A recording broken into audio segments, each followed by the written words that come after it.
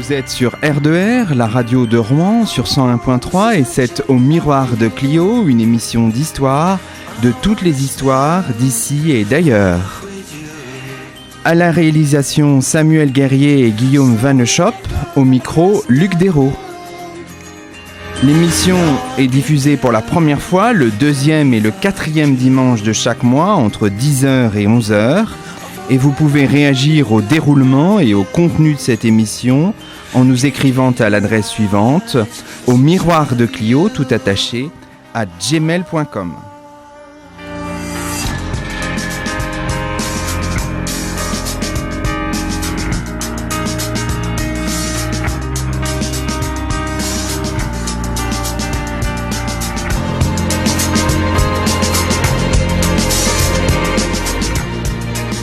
Aujourd'hui, pour le 10e numéro d'Au Miroir de Clio, nous sommes en compagnie de 4 doctorants en histoire de l'Université de Rouen qui vont nous faire partager leurs termes de recherche. Il s'agit d'Édouard Baraton, de Cécilia Bilic, de Solène Sazio et de Laura Tatwex. Alors, pour cette première session, nous sommes en compagnie de Cécilia Bilic et de Laura Tatwex. Bonjour à toutes les deux. Bonjour. Bonjour. Alors, Cécilia Bilic, Laura Tatwex, vous êtes donc doctorante à l'Université de Rouen. Alors, peut-être une première série de questions qui vous seront communes à toutes les deux. Est-ce qu'on peut peut-être présenter un petit peu votre parcours initial? Peut-être Cécilia Bilic, qu'est-ce que vous avez fait comme études? Présentez-nous un peu les choses. Alors, je reviens qu'à partir du lycée, parce que sinon ça va être long, mais j'ai fait un bac théâtre à Jeanne d'Arc, donc à Rouen. Je me suis perdue une année en droit. D'accord. J'ai vite compris que je n'avais pas l'esprit juridique. Donc je suis revenue en histoire et j'ai fait ma licence à Rouen, un master en histoire moderne sur la représentation de Saint-Just, donc un révolutionnaire, et dans ses textes, et au 19e siècle, donc plutôt de l'historiographie. J'ai travaillé pendant mes études, j'ai fait un an où je n'ai que travaillé entre la fin du master et le début de la thèse. Donc j'ai été contactée par Michel Biard, qui était mon co-directeur de master, parce qu'il y avait la possibilité d'une bourse, donc de continuer les études, mais cette fois en étant rémunérée. On a monté le sujet de la thèse et le dossier ensemble, et j'ai eu la chance d'être choisie comme allocataire. Donc depuis, je travaille, donc c'est la 2e année où je travaille sur mon sujet de thèse, donc la Seine de Paris à la mer. Les dates sont 1699 et 1825, et c'est vraiment une histoire des rives de la Seine. D'accord. Donc l'allocation, c'est pas là pour 3 ans. Hein. Le financement est assuré pour 3 ans. Avec une bourse supplémentaire, une allocation supplémentaire en faisant des missions enseignement au sein du département. D'histoire de l'Université de Rouen. Voilà. Tout à fait, d'accord. Laura Tatwex, votre parcours à vous? Alors moi, c'est un petit peu différent. J'ai fait une classe prépa à Paris, au lycée Condorcet.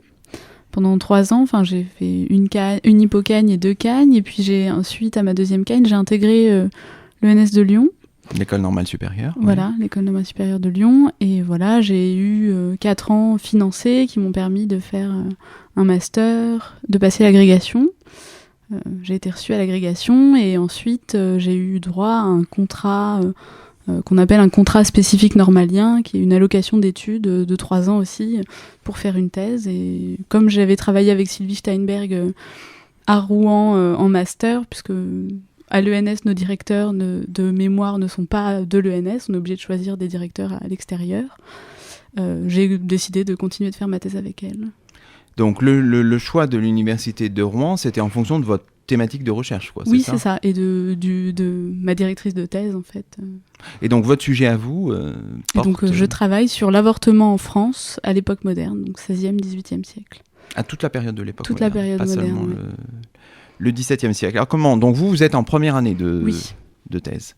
Alors comment ça se passe, votre découverte du monde du doctorat, du monde de la thèse? Présentez-nous un peu les choses, là. Comment vous avez appréhendé cette année ou ces 2 années, Cécilia Bilic? Alors moi, au niveau de mon master, j'avais pas du tout fait de recherche en archives, donc il a fallu que je refasse tout l'apprentissage la première année des recherches en archives, vu que j'avais travaillé sur l'historiographie et que des ouvrages imprimés, donc que je réussissais à trouver un peu partout. Donc la première année a été ça, une confrontation. Après une confrontation au sujet, parce que je suis passée de l'histoire politique et des représentations à une histoire plus sociale et plus économique. Et ma connaissance de la Seine, à part le fait que j'avais toujours traversé la Seine quand j'étais petite, était pas extraordinaire. Je me suis baignée une fois dedans quand j'étais petite, mais voilà, j'avais pas plus de connaissances que ça. Donc un gros travail de remise à niveau sur ces questions-là et sur ce qui avait déjà été fait et ce qui restait à faire. Donc un travail dans le domaine de l'historiographie, quoi, c'est ça ? Historiographie les 6 premiers mois et ensuite comment on travaille en archive, comment mettre en place mon travail en archive, classer, savoir repérer, la lecture, parce que pour le coup, c'est des sources écrites à la main au XVIIe et au XVIIIe siècle. Au XIXe siècle, on commence à avoir un peu de sources plus imprimées. Et donc, voilà. Donc, un travail d'historiographie, de bibliographie, de paléographie, donc vraiment pas mal de méthodologie, hein, c'est ça qu'on peut dire. La première année, il me semble que c'est beaucoup de ça. C'est la mise en place de notre méthodologie confrontée à nos sources. Laura Tatouex, c'est un peu la même chose ? Disons que moi, j'avais l'avantage d'avoir déjà travaillé sur mon sujet en master, donc l'aspect biblio, paléo, je l'avais déjà un peu fait avant, mais c'est vrai que là, la question, c'était vraiment de savoir, moi, où trouver des sources. Donc pour l'instant, c'est plus un inventaire, un état des lieux des ressources utilisables. Et puis là, je commence un peu à aller exploiter, mais seulement maintenant. Est-ce que la découverte du monde des archives, des bibliothèques, c'est quelque chose que vous avez fait en master aussi, mais c'est quelque chose de très difficile, de très délicat, ou ça ne vous a pas semblé spécialement difficile, Laura Tatouex ? Non, enfin moi j'ai trouvé que ça vient assez facilement. Après c'est vrai que c'est un apprentissage, on fait des erreurs. Les premières archives qu'on consulte, souvent on note pas ce qu'il faut, ou on prend des photos pas comme il faut. Enfin tout c'est plein de petites erreurs qu'on apprend à corriger, mais l'apprentissage se fait finalement assez facilement et de manière assez progressive. Même constat pour Cécilia Bellic ? Oui, ça devient vite. Drogue, c'est un mot un peu important, mais ça devient vite... la semaine dernière, je travaillais sur une correspondance entre le préfet de Seine-Inférieure, de Seine-Maritime, avec les maires des communes riveraines pour le débordement ou des choses comme ça. Et c'est ce moment-là que moi j'adore, c'est quand quelque chose qui peut paraître complètement pas intéressant en soi, c'est juste des directives, et qu'il y a un détail qui fait que ça devient passionnant. J'avais l'impression de lire un thriller sur une histoire judiciaire entre le préfet, un propriétaire de l'île Lacroix et des bateliers qui passaient par cette propriété, donc ça énervait prodigieusement le propriétaire. Et en soi, à un moment je me suis sortie, je suis en train de trouver excessivement intéressant quelque chose qui, on me raconterait, je trouverais ça vraiment plat et sans intérêt direct.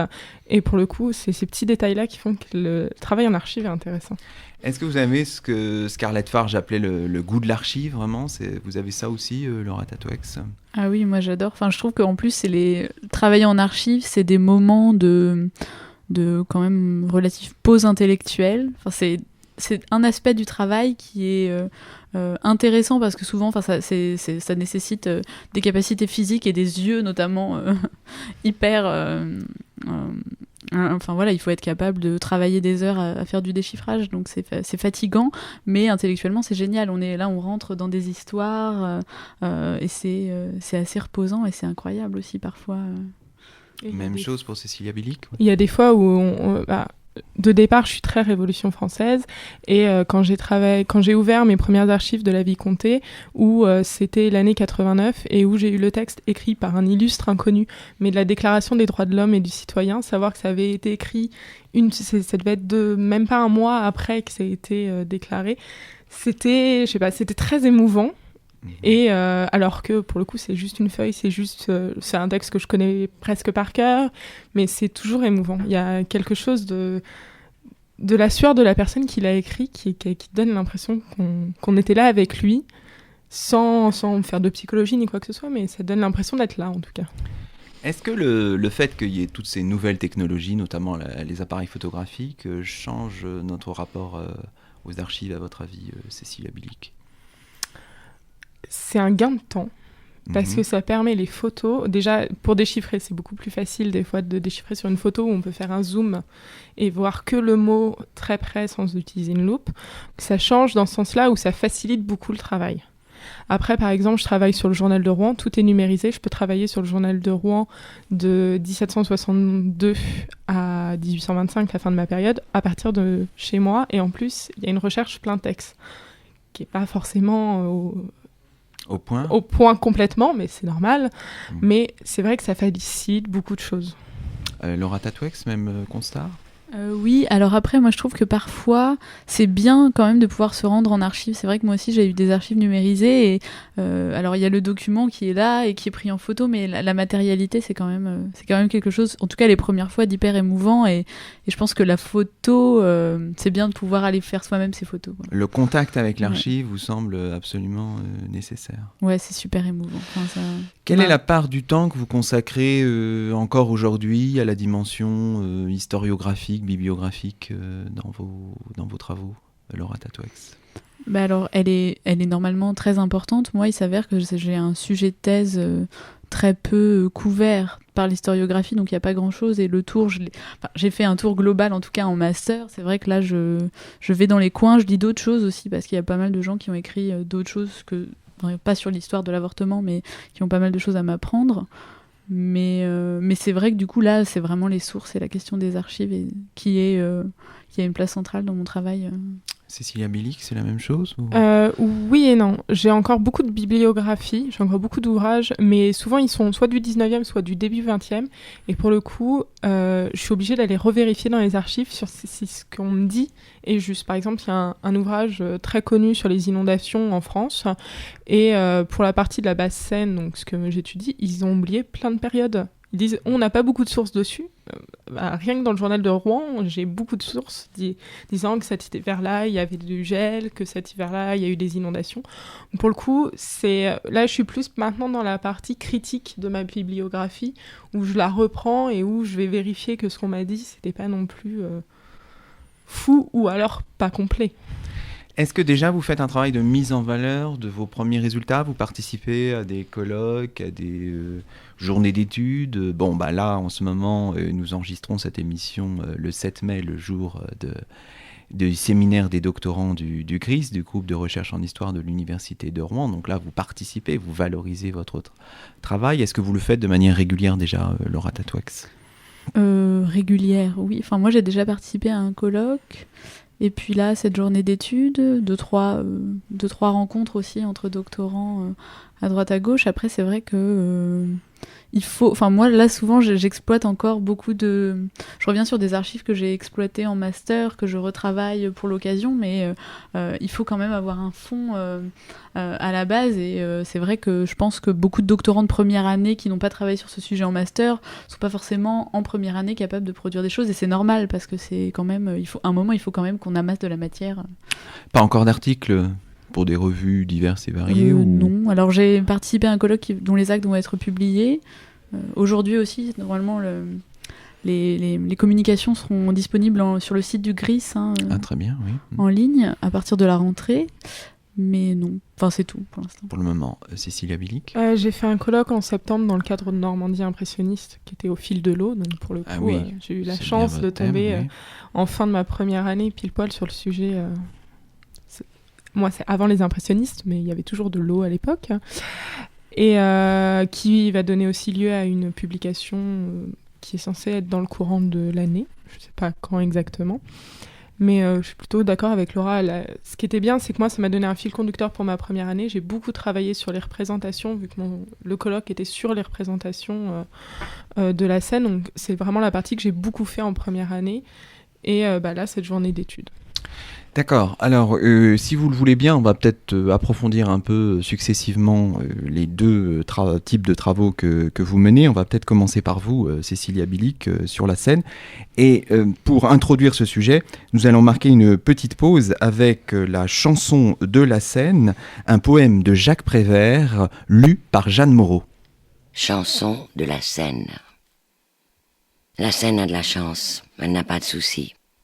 Elle se la coule douce le jour comme la nuit, et elle sort de sa source, tout doucement, sans bruit, et sans se faire de mousse, sans sortir de son lit, elle s'en va vers la mer, en passant par Paris.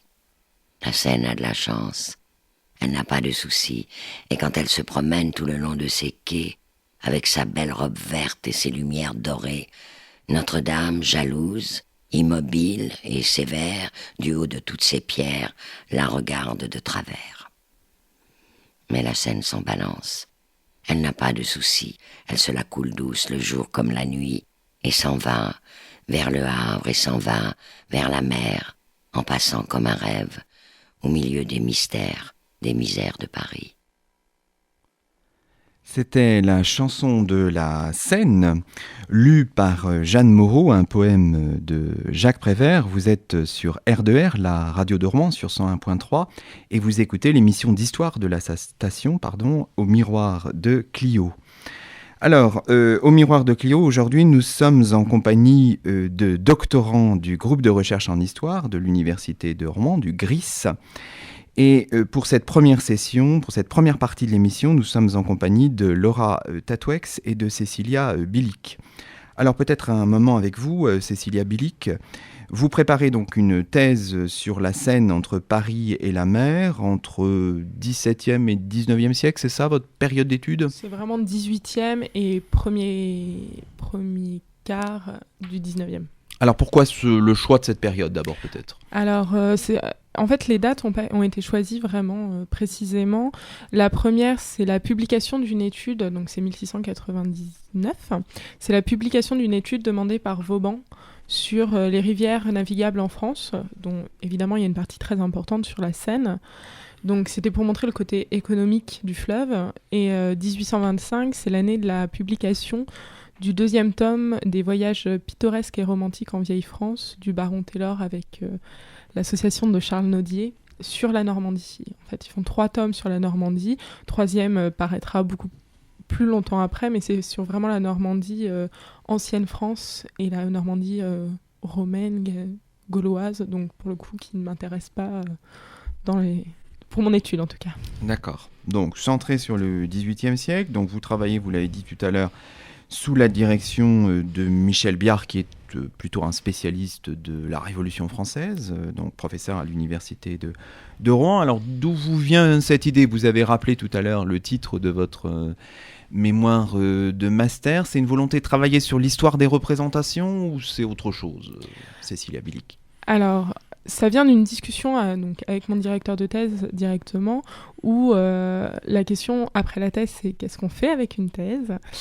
Et l'enseignement dans le milieu universitaire est assez fermé. Et si je ne partais que sur un sujet Révolution française, ça me fermait beaucoup de portes. Alors que si je suis sur du 18e et du 19e, je peux postuler à plus de postes, en tout cas, que si j'étais restée que sur la Révolution française. Ah, donc il y a un intérêt stratégique. Oui, très bien. Voilà. D'accord, mais sur le fond, les thématiques qui vous intéressent, c'est quoi exactement, Cécilia Bilic ? Les représentations m'intéressent beaucoup et ce qu'on dit des choses en fait. J'aime beaucoup essayer de comprendre pourquoi on dit pourquoi on donne un sentiment à un objet et lequel on va développer et à l'inverse lequel on ne développera pas. Et sur ma partie sur les représentations sur la Seine, j'ai été un peu choquée quand même. Au XVIIIe siècle, dans les guides de voyage, la Seine, c'est le plus bel endroit au monde. C'est à chaque fois, mais pas que des Normands, mais des Anglais, disent toujours que les boucles de Seine, c'est les plus beaux paysages qu'il existe au monde. Arthur Young, qui écrit pendant la Révolution française et qui voyage en France, dit que la boucle d'Elbeuf, c'est le plus beau paysage qu'il a vu en France et qu'il a vu sûrement dans le monde. D'accord. Elbeuvienne de départ. J'aime beaucoup les boucles d'Elbeuf, qui sont assez encore sauvages dans leur façon d'être aujourd'hui. C'est joli, mais j'ai vu d'autres endroits dans le monde qui coupaient un peu plus le souffle que les rives de la Seine. Et du point de vue, je veux dire, de l'historiographie, est-ce que les travaux sur l'histoire des représentations, de la sensibilité, je pense par exemple à ceux de Corbin, vous ont stimulé dans votre recherche, Cécilia Bilic ? J'ai pas complètement étudié. J'ai vu les représentations, pour le coup, j'avais vu sur les parties Révolution française, les mentalités et les représentations de la Révolution française. Pour les guides de voyage, j'ai beaucoup plus étudié de la bibliographie sur les guides de voyage, sur le style et sur le genre littéraire des guides de voyage. Après, sur la représentation, à chaque fois, ça avait plutôt un attrait avec la région normande et sur le fantasme de la région normande au XVIIIe siècle, avant aussi, mais surtout au XVIIIe siècle. Et est-ce que la bibliographie est importante sur votre sujet ou est-ce que vous trouvez en présence d'une espèce de désert historiographique qu'il vous faudrait combler, Cécile Abilic? Alors, sur des points très précis, il y a beaucoup de choses. L'essor des ports normands, Rouen, Le Havre, il y a beaucoup de choses. Sur l'économie, sur les manufactures, parce qu'on était une région qui a commencé les manufactures plus tôt au XVIIIe qu'au XIXe siècle, donc on était un petit peu en avance. Là-dessus, il y a beaucoup de choses qui existent. Après, la Seine, en tant qu'objet, pas simplement navigable ou commercial, il n'existe pas, il n'y a pas vraiment de choses. Il y a une étude de Guillet, si je ne me trompe pas, sur sur une idée de tourisme en Normandie, qui est très intéressante et dont je me suis inspirée, en tout cas c'est ce que j'ai lu au début pour comprendre le fleuve, mais après il n'y a pas d'études globales, il n'y a pas vraiment d'études d'urbanisme sur la Seine, alors qu'il y a beaucoup de projets au XVIIIe siècle, XIXe siècle, mais il n'y a pas d'études dessus. Et comme l'idée de la thèse venait d'une autre thèse qui a été faite à Paris sur l'urbanisme de la Seine, mais dans Paris, voilà, c'est un peu la continuité. La Seine ne s'arrête pas aux portes de Paris, finalement. Donc, ce que vous voulez faire, en fait, c'est une histoire presque totale de la Seine, si je comprends bien. Une histoire à la fois économique, culturelle, de la Seine. Donc, il y a plusieurs facettes, voilà, Cécile Abilic. En excluant, même si je l'évoque quand même, la partie pêche. D'accord. Et la partie navigation, juste navigation. Ce qui m'intéresse, c'est qui navigue dessus. Les bateaux en soi, c'est intéressant. J'ai appris un vocabulaire très important sur les différents bateaux qui naviguent sur la Seine, mais c'est pas le bateau qui m'intéresse, c'est qui l'a construit, qui le dirige. On commande un bateau, on le dirige pas, qui le commande et qui l'utilise tous les jours et pourquoi. Alors les sources que vous utilisez, comment avez-vous procédé là? Parce qu'elles peuvent être très très larges, très nombreuses. J'imagine qu'il faut faire un peu de quantitatif pour que les choses soient sérieuses. Étonnamment, là où c'est le plus dur, c'est après la Révolution française. Parce que là, il faut que j'aille chercher partout. Mais avant la Révolution française, on a une institution qui s'appelle la Vicomté de l'Eau de Rouen, qui a pour but la police et la surveillance des rives de Seine après Paris jusqu'au Havre. Donc ça, c'est magique. Toutes les sources dessus partent de la Vicomté, en fait. Parce qu'ils font tant de la police que de la surveillance, mais aussi de la vie de tous les jours, comme je suis tombée il y a peu de temps sur des parents qui écrivent à la Vicomté de l'Eau en disant « Notre fils, il s'est noyé dans la Seine, on n'a pas retrouvé son corps. Est-ce que vous pouvez bien dire qu'il s'est noyé dans la Seine pour qu'on puisse faire une tombe sans corps, mais dedans pour qu'il soit reconnu comme étant mort ?» Donc pour le coup, c'est pas de la police, c'est pas de la surveillance, c'est de la vie courante de tous les jours. Donc pour le XVIIIe siècle, jusqu'en 1790, la Vicomté de l'Eau répond à peu près à toutes mes questions de police et de surveillance. Les bacs, c'est eux qui gèrent les ponts. Après, il y a les municipalités de Rouen important, Le Havre important, Mantes aussi, sur l'urbanisme dans les villes. Mais voilà. Après, la Vicomté n'existe plus. On va avoir les préfets qui vont s'en occuper. Et après, c'est les municipalités directement. Donc là, il faut aller aux archives des municipalités, qui sont toutes au département, mais il faut aller voir ville par ville. Bon, très bien. Bon, vous faisiez un éloge de l'Ancien Régime, ce qui nous permet de faire une habile transition vers du point de vue archivistique, c'est ça que je voulais dire, ce qui nous permet de faire une transition vers les travaux de Laura Tatwex. Donc vous, Laura Tatwex, vous menez une thèse sur la pratique des avortements à Paris à l'époque moderne, donc entre 16e et 18e siècle, sous la direction de Sylvie Steinberg, qui enseigne aussi dans cette université. Qu'est-ce qui vous a intéressé dans ce sujet, Laura Tatwex? C'est l'histoire des femmes, l'histoire des réseaux, l'histoire de la justice, le tout mélangé?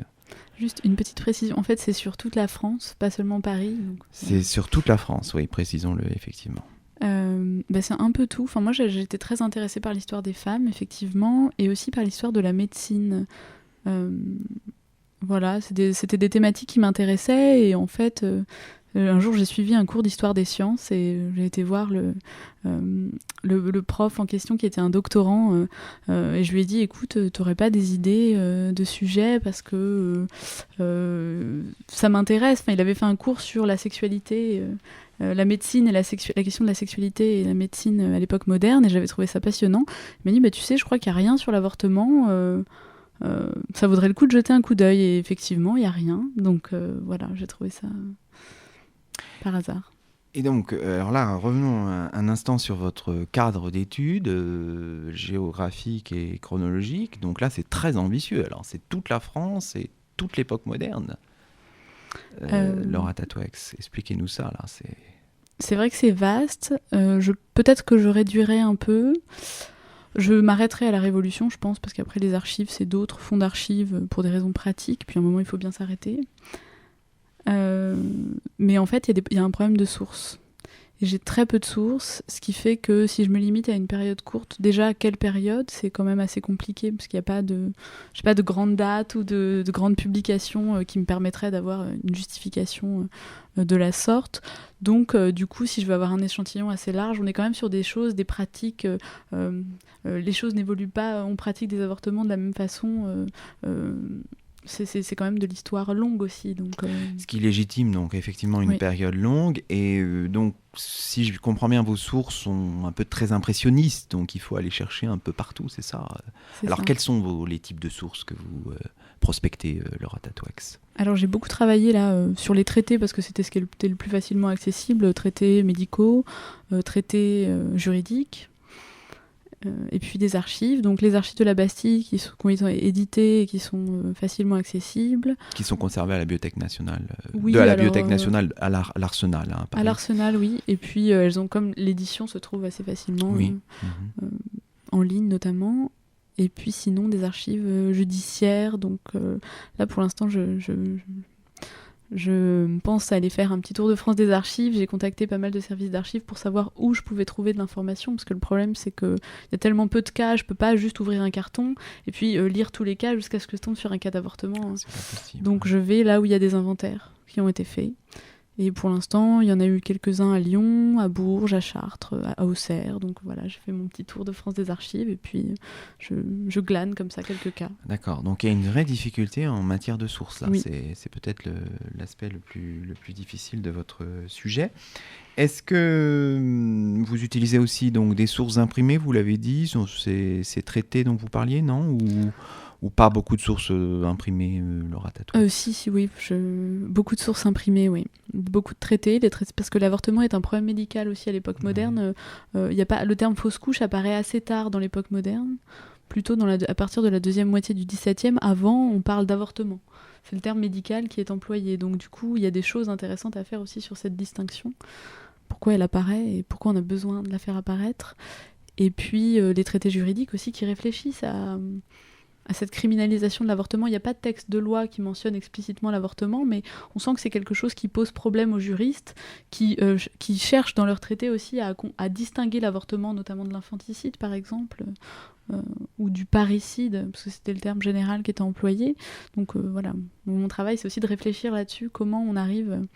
Parce qu'en fait en 1791, dans le code pénal de 1791, c'est la première fois où un texte de loi condamne explicitement l'avortement et le distingue de l'homicide. Donc moi, mon travail, c'est aussi de comprendre pourquoi on en arrive là, quoi. D'accord. Donc là, ce sera forcément votre terminus, quoi, le terme de vos travaux. Alors, si on essaye là, bon, évidemment, vous êtes plutôt dans les commencements, de dresser un premier bilan de ce que vous avez conduit comme recherche. Qu'est-ce que vous constatez, Laura Tatouex ? Vous arrivez à distinguer des réseaux d'avorteuses ? Comment ça se passe un peu ? Expliquez-nous, Laura Tatouex. Des réseaux, pas toujours, mais à Paris, effectivement, c'était l'objet de ma communication aujourd'hui. Il y a le fonds d'archives, des archives de la Bastille est extraordinaire pour ça. Il y a beaucoup de cas d'avortement qui en fait ont émergé dans le cadre de l'affaire des Poisons, et notamment tout le réseau autour de La Voisin, qui est donc un des personnages centraux de l'affaire des poisons, hein, celui que, en tout cas, qui est passé à la postérité. Alors, il faut peut-être restituer un petit peu pour nos auditeurs le contexte de cette affaire. Là, on se situe à la fin du XVIIe siècle. Expliquez-nous un petit peu. Donc, à la fin du XVIIe siècle, sous le règne de Louis XIV, ça commence par une affaire assez célèbre, qui est l'affaire de la marquise de Brinvilliers, qui est arrêtée pour empoisonnement et qui est condamnée à mort et exécutée en 1676. Et en fait, plusieurs cas d'empoisonnement émergent peu de temps après. Et en 1679, il y a des arrestations massives. Et Louis XIV décide de créer une chambre, qu'on a appelée la chambre ardente, qui a jugé des centaines de personnes entre 79 et 82. Et qui en fait, donc c'était au départ pour juger des cas d'empoisonnement, et ça a révélé un certain nombre de cas d'avortement aussi. Et donc là, à partir de ce cas-là, vous arrivez à trouver des éléments qui vous intéressent pour votre travail à vous, là. C'est un travail de fourmi qu'il faut faire pour essayer de... Ou est-ce que c'est plus simple que ça, Laura Tatouex ? Dans ce fond-là, c'est plus simple parce qu'on a beaucoup d'interrogatoires. On a par exemple Catherine Lepère, qui est une sage-femme qui travaillait avec la voisin, qui est arrêtée et qui est interrogée longuement sur cette pratique des avortements. Donc elle revient en détail sur sa relation avec la voisin, qui en fait gérait tout, qui l'employait en fait pour faire des avortements, sur la pratique des avortements en elle-même, la façon dont elle procédait. Donc on arrive à avoir des choses sur les relations entre les individus, la circulation de l'information, parce que c'était une pratique clandestine. Donc comment savoir à qui s'adresser pour aller avorter quand vous vous retrouviez dans une situation de grossesse non désirée et qu'il fallait absolument cacher. Donc... Est-ce qu'au terme de votre travail, donc on imagine dans 2 ou 3 ans, vous serez capable de proposer des statistiques, ou c'est complètement illusoire de penser à ça ? Est-ce que quel genre de tableau aurez-vous de la pratique de l'avortement dans la France de l'Ancien Régime, Laura Tatouex ? Ou quelle est votre aspiration dans ce domaine ? Alors je pense que la question des statistiques, moi je peux pas du tout faire d'histoire quantitative, c'est pas possible. C'est pas du tout pertinent, il y a trop peu de choses. Et puis ce serait tellement relativisé que ça n'aurait plus vraiment de sens. Alors à Paris, c'est vrai que dans les archives de la Bastille, j'ai essayé de faire un petit peu des statistiques. Il y avait quand même une 50aine d'avorteurs identifiables, une 50aine de femmes ayant avorté identifiables. Mais bon, voilà, j'essaye de compter un minimum, mais ça nous dit rien d'éclairant au niveau du nombre.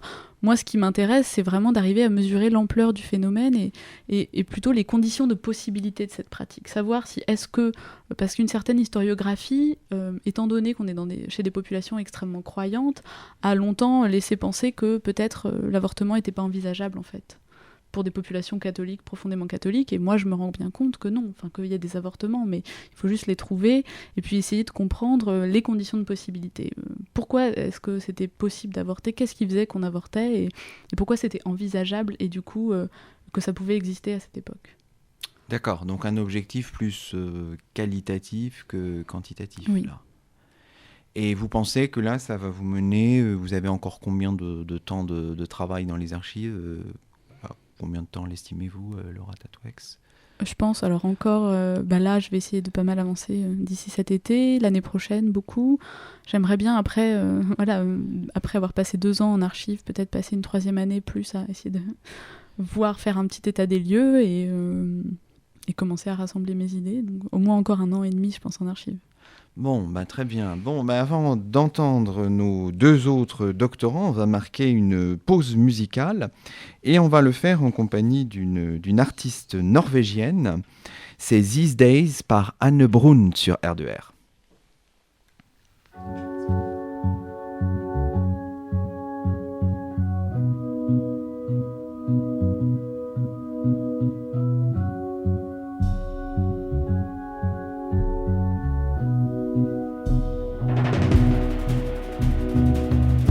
There were nights and mornings when you clung to me, found your way into my bones, my joints, and into my veins. Like an animal, you coiled your darkness around me. You spelled your name in charcoal all over my body. But these days I just walk with you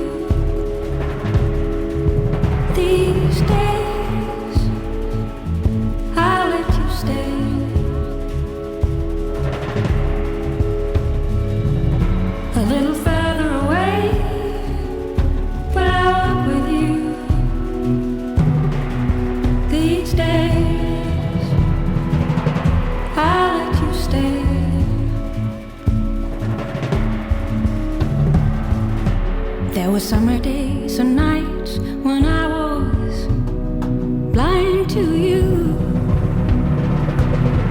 You were quiet and you were still, even when the moon was full.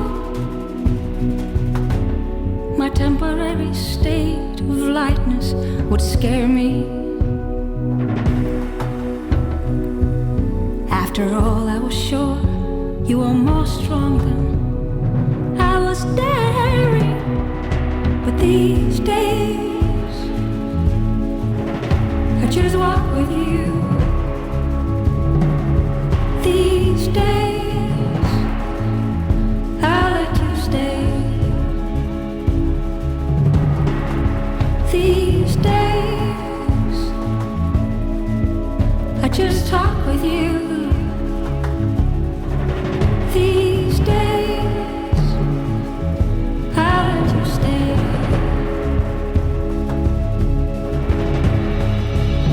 A little further away, but I'll walk with you. These days, I'll let you stay.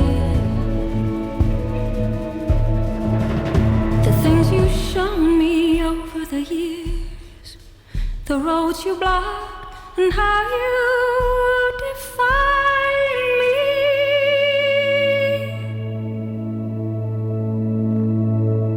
These days, I just walk with you. These days, I'll let you stay. These days, I just talk with you. These days, these days, these days, these days,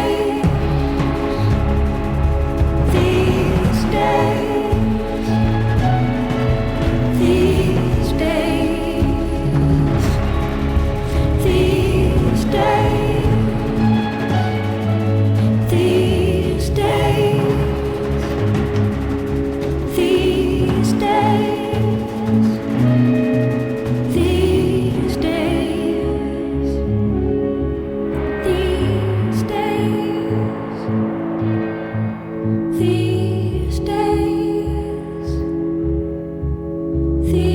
these days, these days, these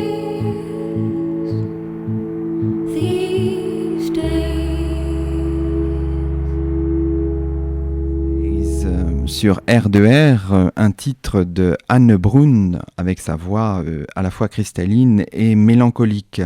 Vous êtes sur R2R et vous écoutez Au miroir de Clio. Nous sommes aujourd'hui en compagnie de 4 doctorants du groupe de recherche en histoire du GRIS de l'Université de Rouen. Et nous attaquons à l'instant notre deuxième session avec 2 doctorants, Édouard Baraton, le premier, et puis Solène Sazio. Alors, Édouard Baraton, vous êtes doctorant, vous travaillez sous la direction, si j'ai bien compris, de Gilles Griveau, c'est ça, qui est professeur d'histoire médiévale à l'université de Rouen. Et Solène Sazio, vous êtes doctorante sous une direction conjointe, hein, c'est ça ? Oui, avec Monsieur Marek, qui est à Rouen, et Madame Ségolène Lemaine, qui, elle, est à l'université de Nanterre. Donc, à la fois de l'histoire et de l'histoire de l'art. Tout à fait. Voilà. Les 2 disciplines croisées. Alors, Édouard Baraton, vous travaillez sur quel sujet ? Présentez-le-nous en quelques mots. Je travaille sur l'Empire byzantin dans les régions orientales qui correspondent à Chypre, la Syrie, le Liban et le sud de la Turquie, au XIIe et XIIIe siècle, dans le contexte des croisades. Et vous, Solène Sazio ? Vous travaillez sur quel sujet ? Alors moi je travaille sur un peintre du 19e siècle qui se prénomme Hippolyte Bélanger. Et c'est plutôt de la peinture de bataille en fait. D'accord. Donc 2 univers complètement différents. Nous sommes là dans le monde médiéval avec vous, Édouard Baraton, puis dans le monde du 19e siècle avec vous, Solène Sazio. Alors, quelques questions un peu similaires à celles que nous avons posée tout à l'heure à nos deux précédentes invitées. Dans quelles conditions réalisez-vous votre thèse, Édouard Baraton, des conditions de financement, etc. Eh bien, sur mes fonds propres, j'ai pas de contrat doctoral. D'accord, donc situation pas si facile que ça. Et vous, Solène Sazio ? Exactement pareil. D'accord. Alors, vos études précédentes, est-ce qu'on peut les rappeler, Édouard Baraton ? J'ai commencé mes études à l'université François Rabelais à Tours. D'accord. Mes 2 premières années d'études d'histoire. Ensuite, je suis parti en échange au Canada, à l'Université du Québec à Chicoutimi, où je suis resté ensuite 2 ans pour faire ma maîtrise, avant de revenir à Rouen pour mon doctorat d'histoire. Donc, un parcours très international. Solène Sazio ? Alors moi, ça sera moins international parce qu'en fait, j'ai fait ma licence et mon master à l'université de Nanterre. D'accord. Donc j'ai fait une licence d'histoire et une licence d'histoire de l'art. Oui. Et après, j'ai fait un master d'histoire de l'art. Et puis là, maintenant, je suis à Rouen en histoire. D'accord. Alors, vous, Édouard Baraton, vous avez travaillé, on peut peut-être le dire d'emblée, pour votre master sur un sujet complètement différent. Hein. Oui, durant mon séjour au Canada, donc j'ai eu l'occasion de faire une maîtrise sur place qui correspond à un M1, M2 français. Et j'ai travaillé sur la politique canadienne du général de Gaulle et ses origines idéologiques. Alors il y a un rapport avec mon travail actuel qui est un rapport en fait de thématique ou de configuration historique. Il s'agit dans les 2 cas de savoir comment une ancienne puissance, d'un côté la France et de l'autre côté l'Empire byzantin, tente de revenir dans une de leurs anciennes possessions à la faveur d'un nouveau contexte politique. Donc avec des interactions entre l'héritage qu'elles ont laissé, leur réalité présente, des projets, etc.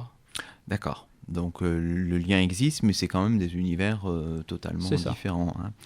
Alors justement, rentrons un peu dans le détail de votre travail, Édouard Baraton. Donc votre thèse est intitulée provisoirement peut-être encore, j'imagine. Oui, je suis en train de chercher une formule plus... C'est la Syrie pour le moment impériale. Les dates que vous avez retenues sont... En fait, j'ai pris comme date la date de déclenchement de la 3e période, ce que j'appelle la 3e période byzantine en Syrie, c'est 1158. C'est lorsque l'empereur Manuel affirme sa domination sur la ville d'Antioche et que le prince franc d'Antioche, qui contrôlait la ville jusque-là, fait sa soumission à l'Empire.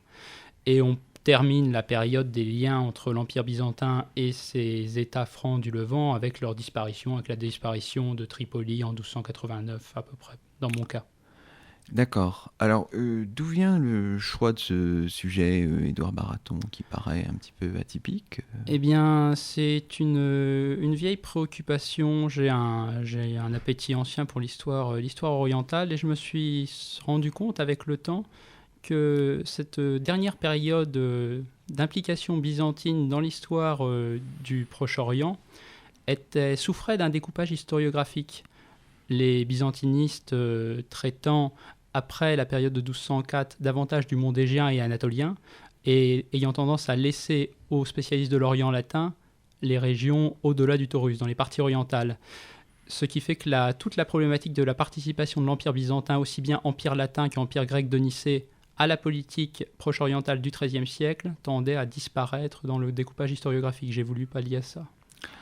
Alors, là, quand on ne connaît pas bien le sujet, on imagine qu'il faut quand même des compétences à la fois linguistiques, archivistiques, tout à fait particulières pour mener ce genre de sujet, Édouard Baraton. La question n'est pas tant archivistique. En réalité, on a d'énormes corpus qui ont été constitués depuis le XIXe siècle, qui vont sur l'ensemble de la période, qui sont complétés maintenant par la sigillographie, un peu par... l'archéologie, d'autres sciences auxiliaires. La question linguistique est en effet très diverse parce qu'il y a énormément de choses. Ça va de l'ancien français au latin, au grec, à l'arabe et à l'italien médiéval pour les grandes catégories. Donc oui, ça demande de jongler avec les différentes sources et ça demande aussi de se placer dans une position critique vis-à-vis de toutes ces sources qui ont toutes des prismes souvent très différents. Et vous maîtrisez toutes ces langues ? Non, pas toutes. Non. J'ai de bonnes connaissances en ancien français, en italien médiéval, en latin, en grec. Pour ce qui est de l'arménien et de l'arabe, je travaille largement sur traduction. D'accord. Donc, déjà une difficulté. Il faut se déplacer aussi. Il faut aller chercher des documents Non, ailleurs. non, parce que l'essentiel du corpus, encore une fois, il y a d'énormes quantités de documents qui ont été regroupés au fur et à mesure des années. Pour le coup, la numérisation est d'un très grand secours. Elle permet d'accélérer les choses et permet de faire des rapprochements qui n'étaient probablement pas si facilement faisables par mes prédécesseurs d'il y a seulement 30 ans. Et est-ce que l'historiographie est quoi, française ou internationale? Il y a une belle historiographie française depuis longtemps. En réalité, on peut dire que l'historiographie des croisades commence dès les croisades avec Guillaume de Tyr. C'est presque contemporain. Oui. Mais il y a une très belle historiographie allemande, il y a une historiographie anglaise sur le sujet. Les historiens grecs s'y intéressent aussi parce que ça les touche particulièrement, etc. Et l'historiographie actuelle française s'y intéresse ou vous êtes plutôt en marge du système, Édouard Baraton ? Non, en fait, il y a eu un intérêt. Les grands pôles classiques de l'histoire de la région autour de Byzance et de l'Orient latin restent valides. Mais il y a tout un tas de personnes qui s'intéressent à ces zones intermédiaires, comme mon directeur de thèse d'ailleurs, Gilles Griveaux, qui s'intéresse au royaume latin de Chypre, qui est à la fois grec par sa population et latin par le pouvoir qui y est établi. D'accord. Alors, si on essaye maintenant d'avancer à grands pas, donc ça fait 1 an que vous avez commencé maintenant ou... Ça fait presque 2 ans maintenant. Presque 2 ans. Où en êtes-vous un peu si on dressait le bilan des choses ? Qu'est-ce que vous constatez, Édouard Baraton ? J'ai eu le temps de faire une recension complète et critique de l'historiographie pour saisir toutes les vertus et tout ce qui, me semble-t-il, pouvait encore être dit sur le sujet. Il en est allé de même des sources et j'en suis maintenant à la reprise en compte du facteur byzantin dans les événements politiques de la région et du facteur oriental, latin, etc., pour la politique byzantine. Par exemple, sur des événements comme les usurpations byzantines au Proche-Orient à la fin du XIIe siècle qui mettent en interaction ces deux univers. D'accord. Donc, pour des gens qui sont un petit peu néophytes dans la matière, vous reconsidérez le rôle de l'Empire byzantin à ce moment-là, rôle qui avait été marginalisé par l'historiographie, c'est ça, Édouard Baraton ? C'est ça. Et qui avait été marginalisé au profit de qui, en fait ? On a tendance, et pour des raisons qui sont compréhensibles, à considérer l'Orient latin comme quelque chose de spécifique, qui sort d'un coup de la Troisième Croisade comme une météorite qui traverserait le ciel. Mais en réalité, très rapidement, les latins d'Orient vivent dans un univers politique qui a une forte densité, aussi bien du côté musulman que du côté byzantin. Et progressivement, avec le temps, cet univers infuse. Et donc c'est cette infusion de l'environnement politique historique auquel j'essaie de rendre sa place complète dans cet espace. Revaloriser le rôle de l'Empire byzantin, c'est un peu la mission que vous vous assignez ou en tout Non, cas... le réestimer à sa juste valeur au vu de l'ensemble des connaissances qui sont maintenant disponibles. Et ça, ce rôle plus important que vous accordez à l'Empire byzantin, c'est valable dès le début de votre période d'études, Édouard Baraton ? Il y a toute une période de tâtonnement. Il y a une période de 60 ans entre la prise d'Antioche par les croisés et cette fameuse date de 1158, où l'Empire byzantin est maintenu en litière. Et justement, c'était une partie du sujet de mon intervention d'aujourd'hui. Il cherche des solutions politiques au moindre frais militaire pour revenir. La situation devient positive pour l'Empire à partir du moment où les Francs, essuyant des défaites face aux musulmans, se trouvent contraints progressivement d'accepter un rapprochement avec l'Empire. Et là, on a une succession de mariages, d'intégration juridique, de présence militaire et de présence religieuse avec le retour des patriarches grecs à Antioche de manière périodique, qui marque le retour d'Antioche dans l'univers byzantin, dans un univers byzantin pluriel, parce qu'il comprend à la fois les Grecs, mais il comprend aussi de l'autre côté de l'Empire les Slaves, les Bulgares, etc. C'est très divers. D'accord. Donc, est-ce que vous trouvez, ce sera un peu ma dernière question, entre ce que vous trouvez à l'époque qui vous intéresse, donc au Moyen-Âge central, et l'époque contemporaine, des liens, est-ce que ça vous aide à comprendre la situation actuelle de ce Proche-Orient si compliqué aujourd'hui, Édouard Baraton ? Il y a des échos dans les représentations. Par exemple, un fait divers intéressant qui a eu lieu il n'y a pas très très longtemps, lorsque le film Fate 1453 était sorti au cinéma sur la chute de Constantinople, on a vu des manifestations dans plusieurs pays arabes, je pense à Beyrouth, si je ne me trompe pas, peut-être en Syrie, où l'on voyait des Grecs orthodoxes manifester contre ce film en brandissant des pancartes avec l'aigle byzantin des paléologues, avec inscrit en arabe sur ces bannières « Arhoum ». Nous sommes romains, ce qui veut dire byzantin du point de vue des Arabes. Donc il y a un souvenir de cette implication qui reste important. On pourra aussi parler de la politique de certaines puissances. La Russie avait une vieille tradition de protection de l'orthodoxie qui plongeait dans le passé de protecteurs des chrétiens orthodoxes de l'Empire byzantin avant cela. Très bien. Bon, plutôt que de marquer une deuxième pause musicale, comme le temps passe vraiment très vite en votre compagnie, on va tout de suite se tourner vers Solène Sazio. Alors là, on rentre dans un univers complètement différent, puisque vous, Solène Sazio, vous travaillez sous la direction de Yannick Marek, mais aussi sous la direction de Ségolène Lemain, c'est ça ? Lemaine, pardon. Vous travaillez sur un artiste qui est un peu méconnu, je pense qu'on peut dire ça comme ça, qui s'appelle Hippolyte Bélanger. Alors, est-ce qu'on peut le présenter peut-être pour les auditeurs qui ne le connaissent pas du tout, Solène Sazio ? C'est un peintre du début du 19e siècle. Enfin, ses dates, c'est 1800-1866.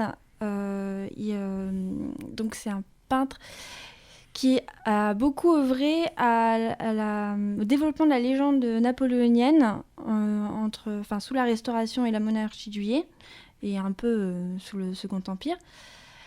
Mais il a aussi beaucoup fait des lithographies. Donc ça, c'est aussi intéressant, mais toujours dans là, les lithographies, c'est sous un aspect plus caricature, mais toujours sous cet aspect... fascination pour le personnage de Napoléon, et il a beaucoup illustré aussi des ouvrages en fait d'histoire, et là toujours souvent c'est l'histoire de Napoléon, voilà. Il a fait aussi beaucoup de la peinture de genre. En fait, il a vécu à Rouen, il a été conservateur du musée des Beaux-Arts de Rouen, et du coup il a beaucoup à partir de quelle année de 1836 à 1853. D'accord. Et du coup, il a beaucoup peint en fait les paysans normands aussi, sa vie au quotidien. Donc en fait, il a une œuvre assez riche.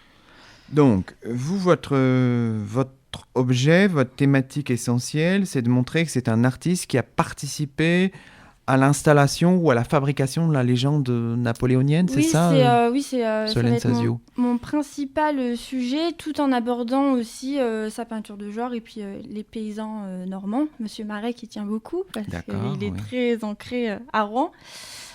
Mais oui, ma principale... D'ailleurs, j'étudie ce peintre depuis 2 ans, en fait. J'ai fait mon Master 1 et mon Master 2 sur cet artiste.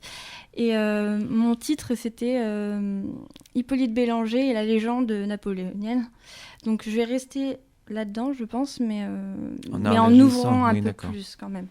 Alors, quelles sont vos sources ? Quelles sont les sources que vous utilisez, Solène Sazio ? Les sources, c'est surtout ces tableaux, bien sûr, ces lithographies, les ouvrages illustrés, ce que je peux trouver en archive aussi, en rapport avec lui. J'ai pas encore fait beaucoup les archives de Seine-Maritime, mais il faut que j'y aille, puisque comme il a été conservateur, je vais certainement trouver des choses, parce que ça serait bien de parler aussi de Bélanger, qu'est-ce qu'un conservateur de musée au XIXe siècle ? Oui, c'est une bonne question. Et mes sources, c'est surtout un peu de bibliographie, parce qu'en fait, il a un ami qui a fait... moi, j'ai une source extraordinaire, c'est-à-dire que j'ai un de ses contemporains qui a déjà écrit un ouvrage sur lui, et qui a même réalisé tout un inventaire de ses tableaux. Donc en fait, moi, je n'ai plus qu'à recopier. Et à trouver les tableaux, surtout. Parce qu'ils sont beaucoup en collection privée. Ah, c'est ça, oui. C'est-à-dire que vous avez réussi, là, à tous les retrouver ou Non, j'en ai retrouvé beaucoup, parce qu'il y en a quand même pas mal dans les musées. Dans quel musée, par exemple ? Il y en a beaucoup à Versailles, parce qu'il a beaucoup peint pour Louis-Philippe. D'accord, oui. Il y en a aussi un peu partout. Il y en a un peu à Rouen, évidemment, à Bordeaux. Il y en a aussi aux États-Unis, et même en Russie. Ah oui. Donc, et même au Mexique, j'ai vu qu'il y en avait. Mais sinon, là, sur ma période de thèse, ça va être surtout d'essayer de contacter les collectionneurs pour qu'ils me disent, pour que je puisse publier, en fait, ces œuvres-là. Est-ce que votre objectif, c'est d'établir un inventaire, un catalogue de toutes ses œuvres? Oui, ça serait un peu ça l'objectif. D'accord. En fait. Et est-ce que vous n'avez pas peur de vous enfermer dans un genre trop biographique ou qu'est-ce qui... De toute manière, c'est une monographie. Donc après, j'ouvre. Il faut que c'est de la micro-histoire que je fais. C'est vraiment un peintre et pas plus. En fait. Après, j'ouvre à son contexte, à sa relation et à qu'est-ce qu'un peintre au 19e, mais sinon, c'est vraiment de la macro-histoire. Alors, revenons peut-être sur le premier aspect que vous soulignez, la fabrication de la légende napoléonienne. En quoi est-ce que Hippolyte Bélanger participe-t-il à la fabrication de cette légende Solensasio ? En fait, il a beaucoup peint Napoléon, tout simplement. Il l'a mis, il le représente sous différents aspects. Il y a le Napoléon un peu héros, mais il y a aussi le Napoléon plus familier. Il essaye vraiment de le montrer toujours, dans un univers familier, toujours avec ses soldats. Donc c'est une peinture en fait qui se veut un peu réaliste, mais en même temps qui est imaginée en fait par l'artiste. Parce que évidemment, même si on pense que Napoléon était plus ou moins proche de ses soldats, c'est jamais complètement vrai, en fait. Bien sûr.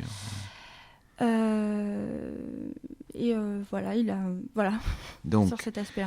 Donc c'est un peintre qui lui-même dans ses écrits a montré son admiration à l'égard de Napoléon. On a beaucoup de textes. Oui, il y a même un texte. Le dernier jour de sa vie, il était encore à peindre un tableau en rapport avec la période napoléonienne.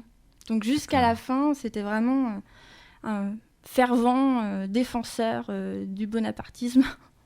Et est-ce que ce peintre a été oublié ou est-ce qu'il est encore reconnu, Solensasio ? Il est reconnu par ceux qui sont des fanatiques, comme moi, de Napoléon. Ah d'accord, il a un poids important dans le... C'est-à-dire que dans les ouvrages sur Napoléon, on retrouve forcément un tableau avec d'Hippolyte Bélanger.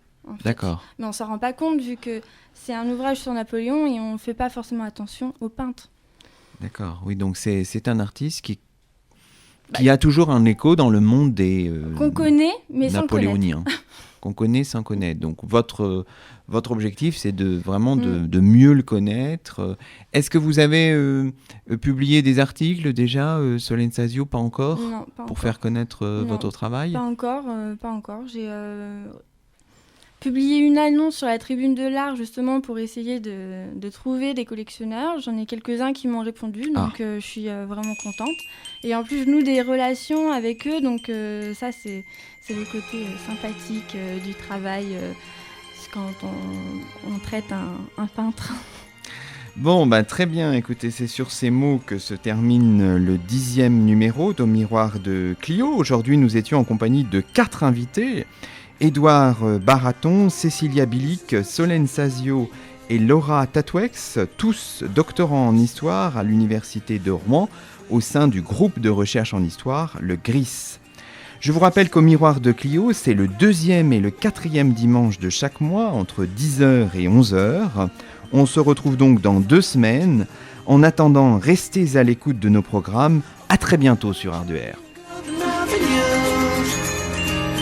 Drift in your eyes, a inside of you.